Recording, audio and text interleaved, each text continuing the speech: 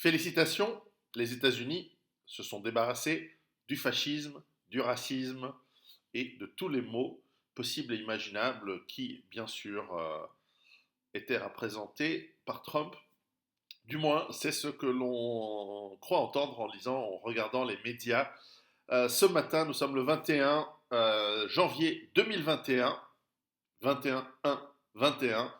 Putain, si ça, c'était pas une date pour faire un truc, un complot, un machin génial et tout, bon, bah, raté. Alors écoutez, tout d'abord, continuons cette discussion sur la guerre civile aux États-Unis entre nous, sur Patreon.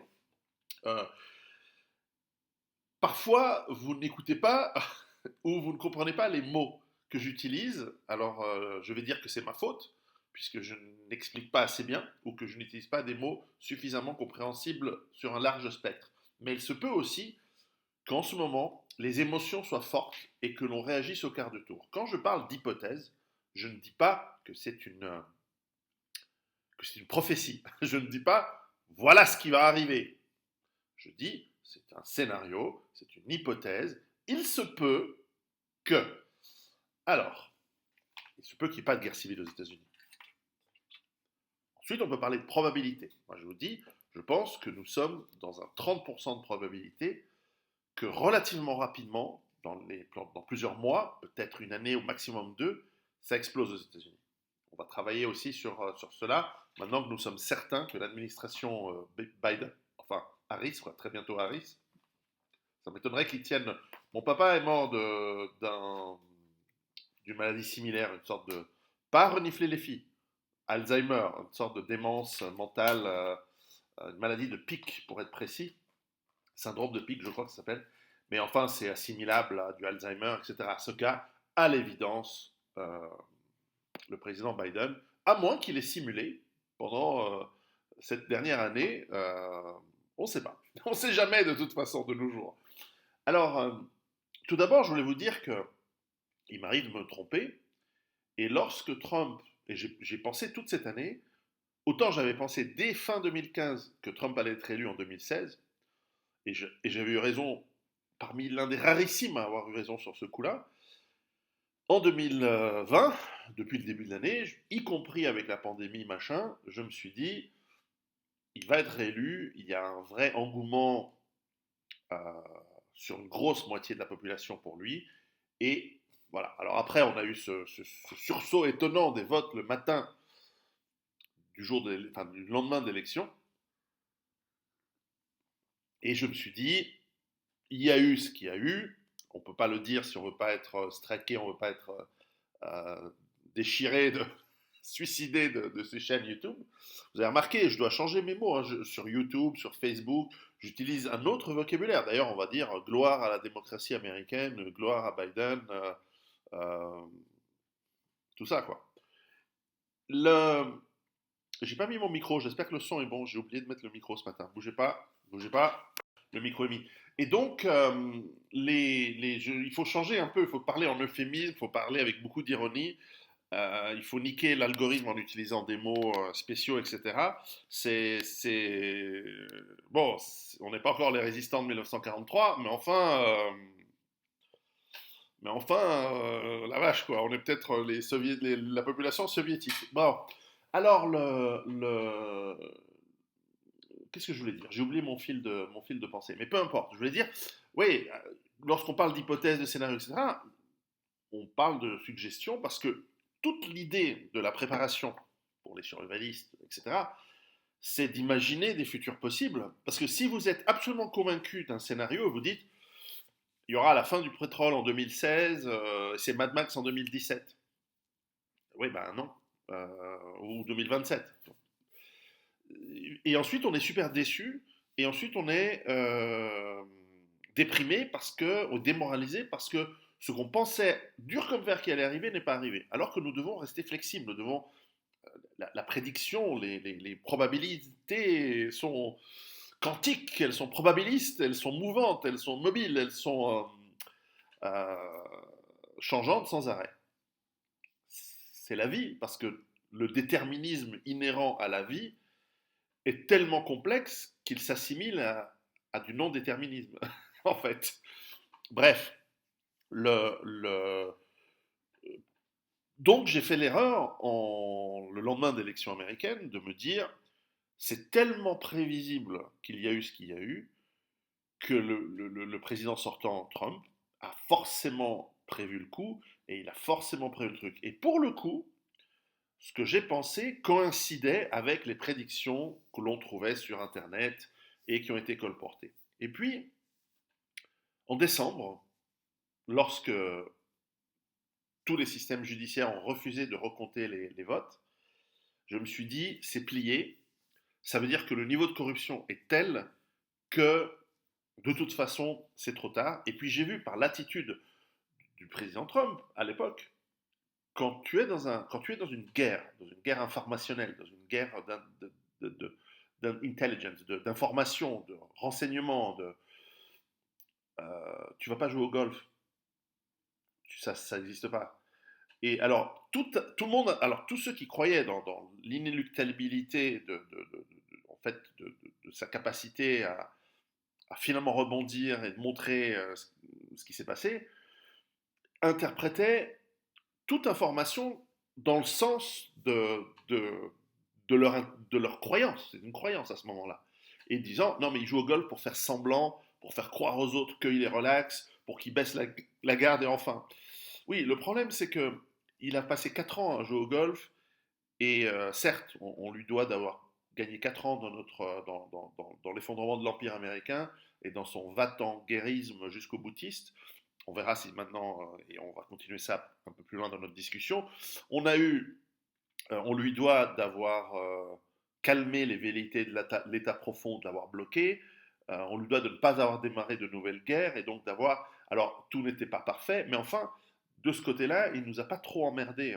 N'oubliez pas, les États-Unis, c'est l'Empire qui domine et qui contrôle tous ces vassaux que sont l'Amérique latine, une grande partie de l'Afrique, le Moyen-Orient, l'Afrique du Nord et une grande partie de l'Europe. Ce que décide Washington et ses propriétaires, c'est-à-dire Wall Street, l'État profond, etc., les cousins Hollywood, tout ça, eh ben, ça nous impacte.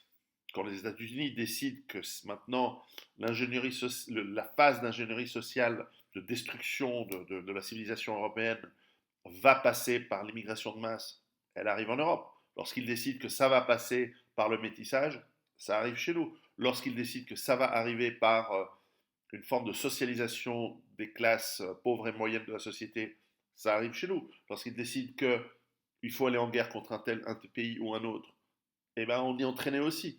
Donc c'est important ce qui se passe aux États-Unis. C'est pas juste pour le fun, etc. Et comme l'un de vous l'a dit justement, bien sûr, j'aime bien Vincent Gilles, tu fais des bons commentaires. Petit, mais bien. Enfin, vous êtes super hein, sur Patreon, vraiment, et je vois que vous êtes nombreux à nous avoir rejoints ces derniers mois. Vous êtes près de 500 ou 600 supplémentaires. J'aurais dû mettre à 5 dollars hein, en fait, mais c'est toujours à 1 dollar, donc vous voyez, c'est pas cher. Et j'en fais des vidéos pour vous. Bref, et c'est surtout pour nous, pour qu'on puisse dialoguer, pour qu'on puisse discuter. Bref, le, tout ça, ça a un impact sur nous, ça a un impact sur notre vie, y compris dans nos montagnes, y compris dans nos trucs, parce que guerre au Moyen-Orient dit migration de masse, dit distribution des migrants dans les campagnes, dit viol de poulets et vol de jeunes femmes, enfin j'en sais rien, enfin bordel quoi. Donc forcément ça va nous impacter. Oui, oui, oui, on n'est jamais totalement loin du bordel, mais on essaie d'être beaucoup plus loin que dans les villes où vous comprenez cette logique. Je pense que vous avez compris cette logique. Alors pour revenir aux États-Unis, je me suis rendu compte, donc je me suis trompé entre novembre et décembre. Je pensais aussi que c'était logique qu'il y ait une contestation légale efficace. Et puis l'autre jour, c'est vrai que 25 000 hommes déployés à Washington alors que la ville est déserte, il y avait un truc bizarre. Alors finalement, c'était simplement montrer que voilà, qu'il y avait beaucoup de militaires. Alors, j'ai toujours pas compris. Hein. C'est quand même bizarre parce que ça n'a pas de sens d'avoir autant de monde. Tu ne peux pas tous les filmer en caméra. De toute façon, on voit qu'aujourd'hui, les journalistes sont capables de mettre 5 manifestants ensemble, agglutinés, de faire un plan serré et de faire croire qu'il y avait 200 000 manifestants. Ils sont capables de faire ce genre de truc. Regardez les manifs de Mélenchon en France. Enfin, les meetings de Mélenchon, il n'y a personne.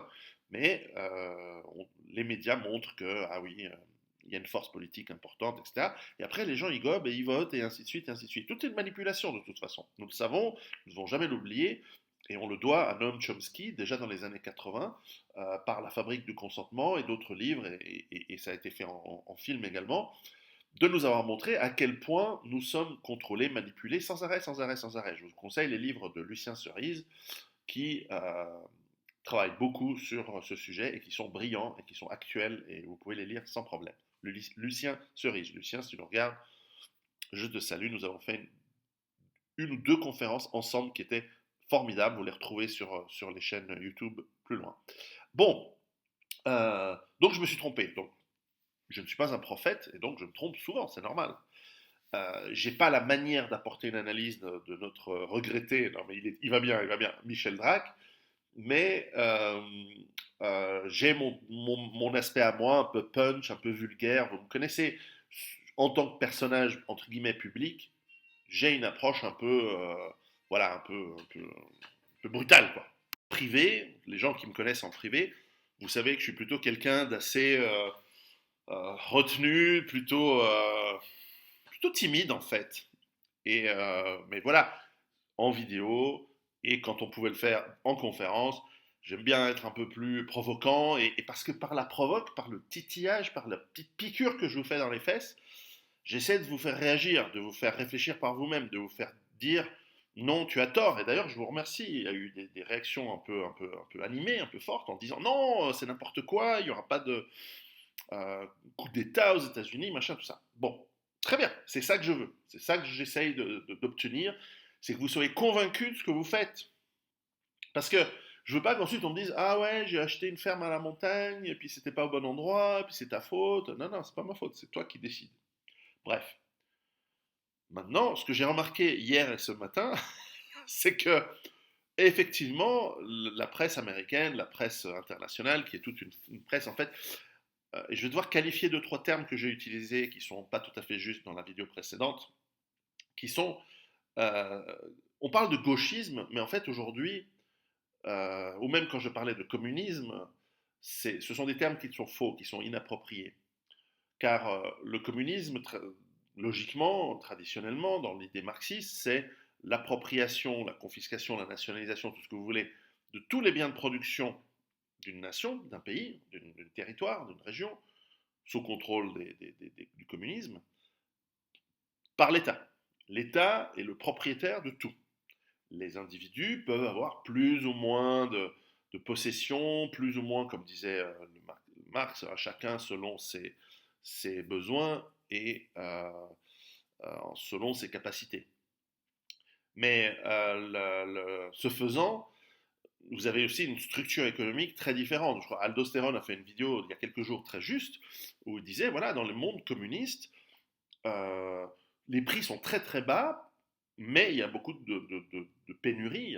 Il y a peu de produits qui sont fabriqués, parce qu'il y a très peu de productivité, il y a très peu de volonté de réussir. En revanche, il y a beaucoup de blabla, il y a beaucoup de palabres, mais en revanche, les prix sont bas parce que puisque tout appartient à l'État, il n'y a pas de marge. Donc chaque niveau entre l'extraction d'une matière première, je finis mon café avant qu'il devienne froid, l'extraction d'une matière première, sa transformation, euh, son assemblage en produit fini et sa distribution, comme personne ne prend de marge parce que tout le monde appartient à l'État, le produit fini est très bon marché par rapport à une société libre qui pourrait effectivement avoir des entreprises privées. Le problème, c'est qu'il n'y a pas d'innovation, il n'y a pas de productivité. Donc dans la société libre, vous avez beaucoup de production et de beaucoup de produits et de services. Dans la société communiste, très peu, mais ils sont très bon marché. En revanche, il n'y en a pas beaucoup et il n'y en a pas assez pour tout le monde parce qu'il y a personne.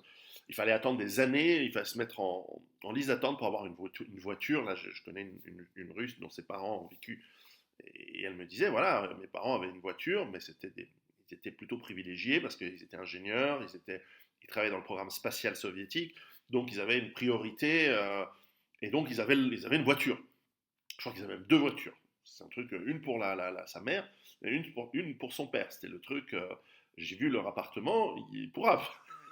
Il vivait dans un appartement, ouais, un de ces appartements soviétiques Mais bon, ils avaient deux bagnoles, quoi. Et ça, c'était, waouh, Mais parce qu'ils étaient considérés par l'État, voilà, c'est des gens utiles.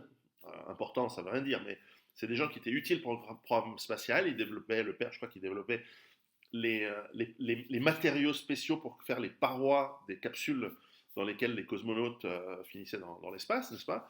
Et la mère travaillait au ministère de l'Intérieur, donc il fallait qu'elle se déplace en voiture. Voilà. Bref, donc c'était des apparatchiks d'un niveau moyen élevé. C'était pas, mais ils n'avaient pas un rond, ils n'avaient pas un centime. Mais ils avaient un peu plus de privilèges. Le problème de ce système, c'est qu'il est incroyablement inefficace parce que le plus efficace possible, c'est l'économie privée. Alors, le désavantage de l'économie privée, bah, c'est que certes, les prix sont plus élevés, mais comme on va produire en masse et comme on va être innovant, on va finir par faire baisser les prix et à la fin, on va avoir plus et moins cher que le système communiste dans tous les domaines. Ce qui n'empêche pas un système communiste, lorsqu'il met les moyens, parce qu'il décide que maintenant il va envoyer des mecs dans l'espace, de le faire rapidement, mais à un prix total en termes de ressources d'opportunités perdues ailleurs.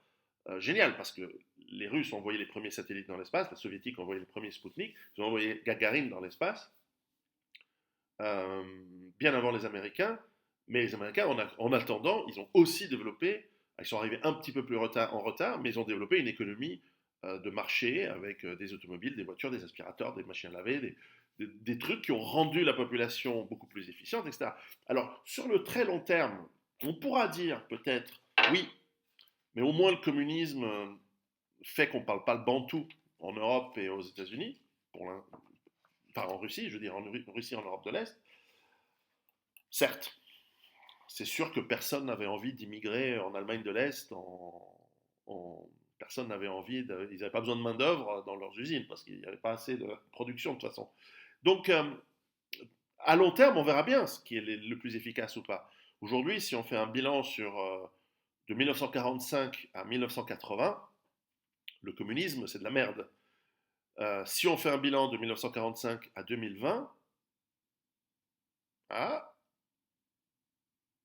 génétiquement, dans le fait de garder la cohérence d'une nation, de garder un peuple capable de faire ce qu'il fait. Si on prend en revanche de 1920 à 2020, là on est encore dans le fait que le communisme c'est de la merde, puisqu'il y a eu 40 millions de morts, 100 millions de morts dans les pays communistes. Bon, voilà, ça se débat. Je vous parle de tout ça, c'est une sorte de parenthèse pour revenir aux États-Unis. Maintenant que nous avons la première présidente indo-afro-américaine, parce que Biden ne va pas tenir très longtemps, il va déjà pas tellement compter, ce sera plus une figure de proue, avec cette image de pépé progressiste bienveillant que vont lui donner les médias, et tant mieux, et pourquoi pas. La vice-présidente Kamala Harris qui a beaucoup travaillé de son corps à San Francisco, visiblement, eh bien, elle va beaucoup se préparer à prendre le dessus.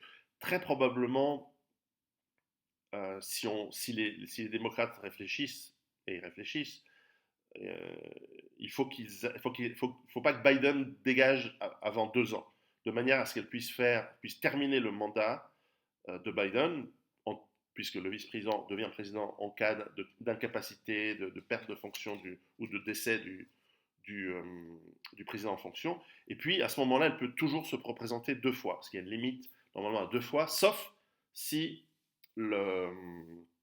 s'il y a décès dans le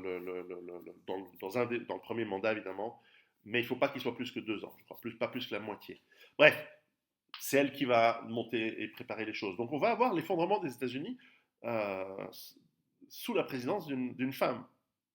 Ça va être sanglant, parce que les femmes, c'est pire que les hommes. Mais enfin, on verra. Peut-être pas, peut-être pas. Peut-être qu'elle a des super ressources.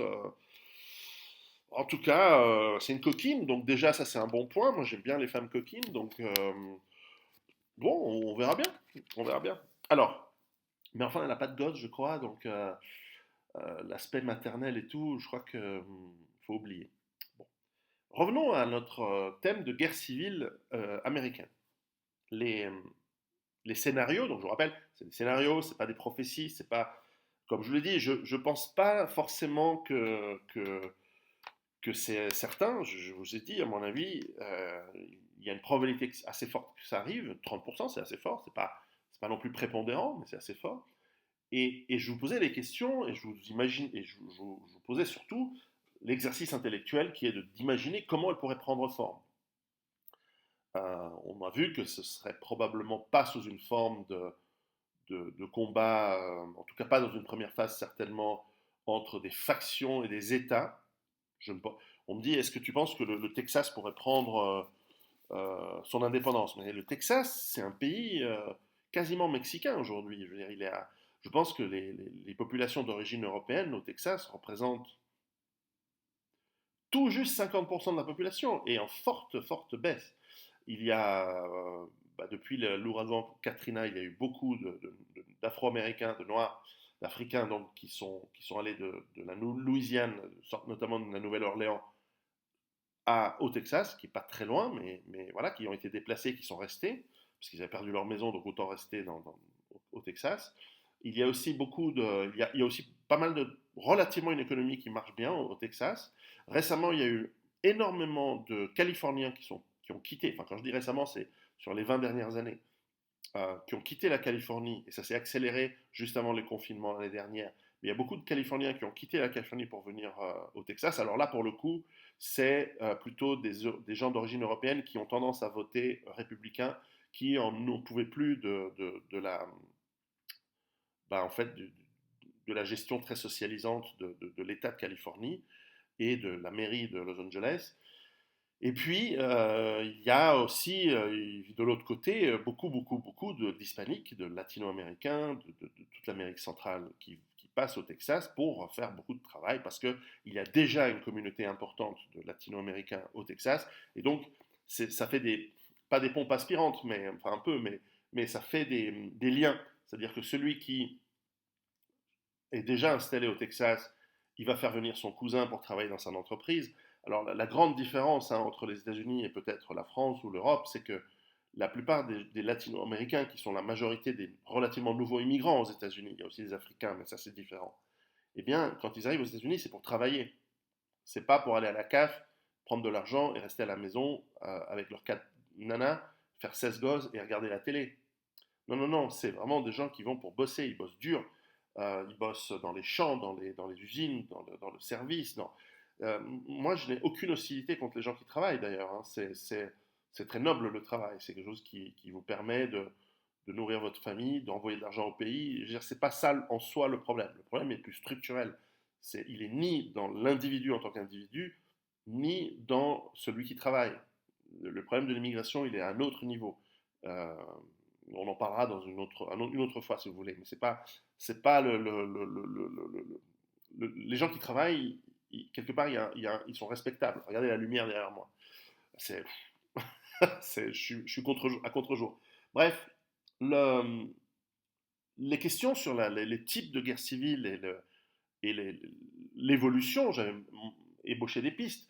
On peut imaginer des forces de l'ordre qui tirent sur la foule, sur des manifestants. On peut imaginer des confiscations brutales qui dégénèrent. On peut imaginer des États ou des villes entières qui décident de défier les lois fédérales qui seraient mises en place.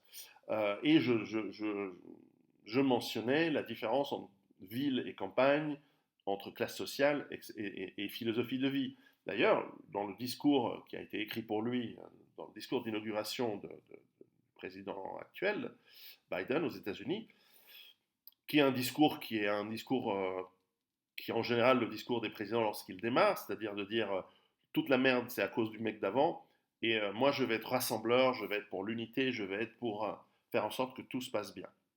Et donc, euh, le, cette, euh, cette approche d'unification, bien sûr, elle est de façade, mais on ne sait pas ensuite ce qui sera voté, on ne sait pas quelles sont les lois qui vont être mises en place. Après tout, je vais mettre donc de l'eau dans mon vin, et ensuite je reparlerai du pourquoi j'ai utilisé le mot communisme à mauvais escient. Eh bien, après tout, c'est comme en France, je veux dire, les avancées du capitalisme n'ont jamais été aussi fortes que sous le régime socialiste et à la gauche en général.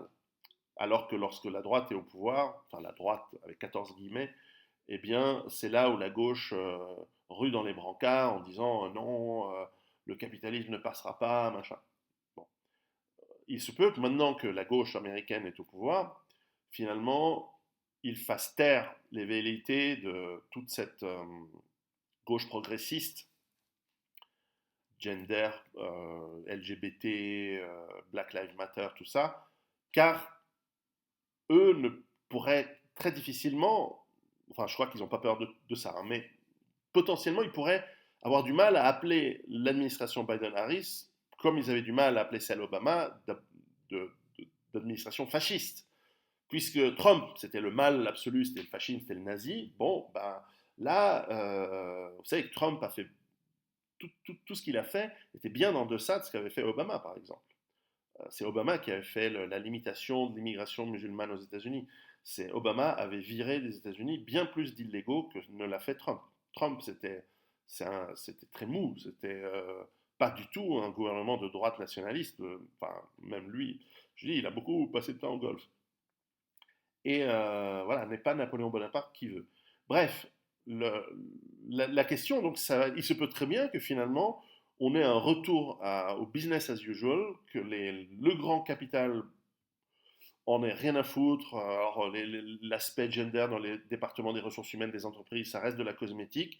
D'ailleurs, c'est très inefficient et ça cause beaucoup de problèmes de productivité dans les entreprises, qui font beaucoup de palabres, c'est plein de gonzesses et de minorités qui foutent rien. Bon, voilà. Eh ben, on peut imaginer que le pays, finalement, ne change pas beaucoup et au contraire revienne sur une politique extérieure un peu agressive et très pro-israélienne. Bon, ça c'est clair. Je crois que vu la composante du cabinet du président, je crois que ça va être assez clair que si j'étais l'Iran, je ferais gaffe à mes fesses. Et en revanche, le reste de la politique soit un peu d'esbrouf, un peu de palabre pour faire plaisir à certaines minorités, mais en réalité, qu'il ne se passe rien. C'est très possible. C'est très possible. Donc, quand je dis rien, c'est rien provoqué essentiellement par le gouvernement dans une politique interne. Il se peut que des événements externes et des crises continuent à arriver parce que c'est pas le président américain qui décide de la production de pétrole mondial. C'est pas le président américain qui décide si euh, on a des tensions entre la Chine et Taïwan. C'est pas les États-Unis qui décident si euh, voilà, il y a un attentat en sous faux drapeau qui arrive. Hein. Souvent, ça se fait par des processus beaucoup plus profonds, beaucoup plus cachés, et voilà. Bref, donc j'utilisais le terme communisme, donc comme je vous le rappelle, voilà, si on revient en arrière, euh, la possession de tous les outils de production par l'État. Là, nous allons avoir on va avoir une socialisation probablement qui s'accroît pour les classes pauvres, avec plus de taxation peut-être pour les classes moyennes et de la création monétaire, et à mon avis, le, d'ailleurs, toutes ces discussions autour de ce fameux grand reset, c'est essentiellement parce que le système financier et monétaire aujourd'hui ne peut pas tenir. Et donc, c'est ce que j'écrivais dans Survivre à l'effondrement économique, mais à peu près 150 fois plus grand et pire. Donc, ça n'a pas pété en 10 ans. Est-ce qu'ils arrivent à faire tenir un truc qui est 100 ou 200 fois pire pendant encore longtemps? Je ne sais pas. C'est peut-être qu'ils veulent réformer et ils veulent faire un tour de passe-passe, et la crise actuelle du chat chinois est bienvenue ou bien voulue pour eux en ce moment. Bref. En revanche, ce que l'on peut imaginer, c'est que ces conflits dégénèrent. Et donc, ce qui m'intéresse de votre part, c'est, selon vous, quels sont les États, quelles sont les régions, quelles sont les conséquences, les technologies, parce qu'à la fin, c'est ça qui nous intéresse, c'est que si tout d'un coup, parce que là, dans le discours, il a quand même parlé du problème, un des problèmes principaux des États-Unis, c'est le suprémacisme blanc. Alors putain, j'avais pas remarqué hein, que Hitler, en fait, il n'était pas en Argentine, mais il était quelque part dans le Montana, avec ses milices cachées dans le sous-sol, prêtes à sortir et exterminer les juifs qui n'ont aucun pouvoir et qui n'ont aucune influence aux États-Unis. Je veux dire, les médias, on sait très bien qu'ils sont gérés par des suprémacistes blancs. Hein. Hollywood, m'en parle pas. Regarde tous les films, et on montre les blancs toujours sous un angle sympa dans les séries télé. Les hommes blancs particulièrement, on voit qu'ils ont toujours plein de qualités, ils sont forts, ils maîtrisent. Et dans tous ces films, on voit toujours les noirs veulent, moches, avec des comportements malsains, ils volent, ils violent. Non, non, Hollywood et la télé aux États-Unis, c'est clairement, clairement suprémaciste blanc. Bref, donc de là à assimiler, parce qu'en fait, le mécanisme mental de l'extermination, je vous rappelle, hein, c'est tu animalises et tu essentialises un groupe que tu cibles, tu lui donnes, tu le lis, une fois que tu l'as essentialisé et animalisé, à des caractéristiques qui sont haïssables et qui nécessitent et qui provoquent le dégoût. Et c'est une fois que tu as le dégoût, souvenez-vous pendant la Deuxième Guerre mondiale, tel groupe ethnique, c'était des rats. Aujourd'hui, dans certaines religions, on parle de certains groupes comme étant des porcs. Ça fait partie d'inciter le dégoût. Une fois que tu as le dégoût et que tu lâches tes troupes, ben, elle ne tue pas des êtres humains, elle tue des animaux dégoûtants. C'est comme ça que fonctionne le mécanisme, en tout cas le moderne. Je ne pense pas que Gengis Khan avait besoin de dire à ses troupes regardez, ce sont des chiens, tuez-les. Non, il disait tuez-les parce que c'est bon pour nous, puis c'est tout. Mais enfin, c'est un peu comme ça depuis le XXe siècle, depuis le XIXe siècle. Donc faites gaffe à ça. Et ça pourrait arriver sur nous. Donc si ça arrive sur nous autres en général, hein, en Europe, partout dans le monde, quelles sont les techniques d'homme gris à un niveau plus bas? Quelles sont les techniques de résistance cognitive, de résistance psychologique? Moi, je travaille là-dessus sur mon livre sur la peur, évidemment. C'est pas par hasard que je fais ce livre, hein, c'est pour nous préparer tous, à nous préparer aussi à ne pas être terrifiés, à ne pas avoir peur et savoir et garder donc notre esprit pour l'action qui va être une action pour travailler encore une fois notre autonomie et tout ça, mais aussi bisous si nécessaire et bienveillance, tout ça. Et donc, et c'est vrai, il faut nous regrouper, il faut former des groupes de pression, des groupes d'influence, des lobbies, pourquoi pas, mais aussi simplement des groupes aussi qui comptent à un niveau local. Je crois qu'au niveau national, c'est foutu, mais au niveau local, on parle, mais qu'est-ce que tu penses de faire de la politique? Au niveau local, oui. Au niveau national, c'est foutu, puis de toute façon, ils vont frauder. Mais au niveau local, euh, tu peux faire des lois locales, tu peux faire pas mal de choses au niveau local. Et ça, bah, puisque tu vas puisque beaucoup d'entre nous vivent en milieu plus ou moins rural, dans ce milieu-là, nous pouvons peser, puisque ce sont des milieux avec très peu de population. Donc ton vote, il compte. Et si vous êtes 5 ou 6 dans une commune à penser pareil, vous allez pouvoir élire l'un d'entre vous, parce que vous allez convaincre d'autres personnes et ainsi de suite, à devenir conseiller communal, voire maire. Et à ce moment-là, vous influencez votre influence, vous dites, ah bah tiens, j'aimerais bien qu'il y ait des murs, j'aimerais bien qu'il y ait des, voilà, le château d'eau, il serait bien qu'il y ait une passerelle autour, enfin, des choses qui puissent servir un jour. Voilà, une petite centrale hydroélectrique sur la rivière, production locale, oui, oui, on donne à EDF, on donne je sais pas, à Alpic en Suisse ou autre. Maintenant, mais plus tard, voilà, on a de la production électrique. Tout ça, ça se travaille, encore une fois, pour l'autonomie, machin. Ce serait bien que la commune ait un stand de tir, et ainsi de suite. Bref, donc on peut faire de la politique. Tout ça, c'était peut-être je ne l'ai pas assez bien expliqué dans le chapitre, mais il me semblait que c'était clair, mais enfin, dans le chapitre du lien social, dans Survivre, et même dans Rue Barba, il y a cet aspect-là. Comment convaincre autour de vous, comment influencer, etc. Bref, est-ce qu'aux États-Unis, ceci va fonctionner? Est-ce qu'il va y avoir des poches qui vont rester relativement libres par rapport à certains thèmes ou pas? Euh, pour terminer, et pour lire comment j'ai commencé cette vidéo, donc le fascisme a été abattu aux États-Unis. Mais c'est vrai que hier, lorsque je voyais ce défilé de voitures de police, tout feu allumé, euh, avec plein d'agents habillés en noir, très peu de gens dans la rue, alors vous me direz, c'est parce que épidémie, machin, ouais, ok. Et les rues remplies de soldats et de militaires. Moi, je sais pas vous, mais ça me rappelait Berlin en 1938. La foule en liesse en moins, évidemment. Alors ça, c'est sûr que la foule contente, je ne l'ai pas vue. Mais ça ressemble quand même pas mal à une dictature fasciste, en tout cas dans son ressemblance. Et pas dans le côté cool à l'italienne ouais, les opposants, on les envoyait sur une île au soleil, et puis bon, il y avait quand même une efficacité économique, même si bon, les libertés étaient un peu restreintes et pas très sympa de ce côté-là. Mais enfin, bon, c'est l'Italie, quoi. Ça va, on peut quand même rouler en petite, à vélo. Bon, à l'époque, il n'y avait pas encore le vélomoteur, mais à vélo. Et puis les gens, ils arrivaient, et puis ciao! Et bon, c'est pas grave. Mais ça ressemble quand même à un truc moche, quoi. Donc quand les mecs ils te disent oui on est là pour la liberté, pour la chanson des États-Unis Land of the Free, Home of the Brave, putain tu vois que de la police, que des militaires. Hein. Bon, c'est peut-être ça hein, la liberté pour la gauche. Mais enfin bon, continuons cette réflexion, ce sera peut-être pas la dernière vidéo. En fonction de vos commentaires, ça me donnera des idées de commenter. L'idée, alors évidemment, on ne peut pas faire un dialogue vidéo, mais dans les commentaires, c'est super intéressant. Et je suis sûr que vous prenez des idées, etc. Sinon, dernière petite annonce, je suis un tout petit peu en retard sur les formations en ligne. Elles sont en train d'être prêtes. On est en train de les monter sur un site pour qu'elles puissent être streamées, machin, tout ça. C'est un chouïa plus compliqué, plus lent, mais ça fonctionne, ça avance.